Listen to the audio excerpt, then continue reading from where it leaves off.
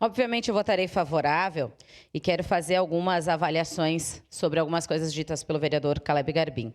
Eu, quando fui no microfone, não falei sobre o problema de ser uma PPP. Eu falei pelo problema do planejamento, a falta de planejamento da PPP.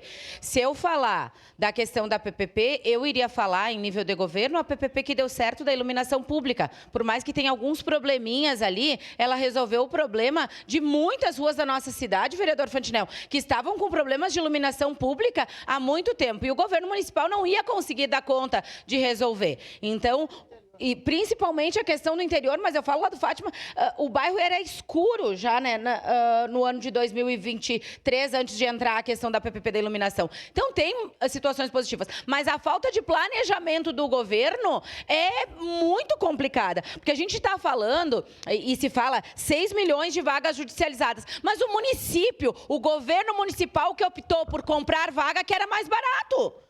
Comprar vaga na questão judicializada era mais barato para ele do que construir escola. E foi uma opção de governo, e isso tem que colocar em prática. Por isso que esses 6 milhões vão para vagas judicializadas.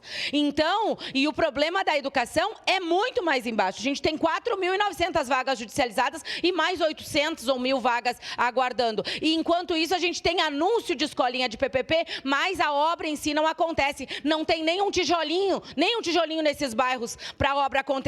Então, infelizmente, a gente vai continuar falando de vaga de educação infantil e a gente não vai resolver realmente o problema. E por que diminuiu drasticamente as filas? Porque o governo optou por fazer a questão da retirada dos nonos anos também. Então, automaticamente, as escolas nossas estão explodindo.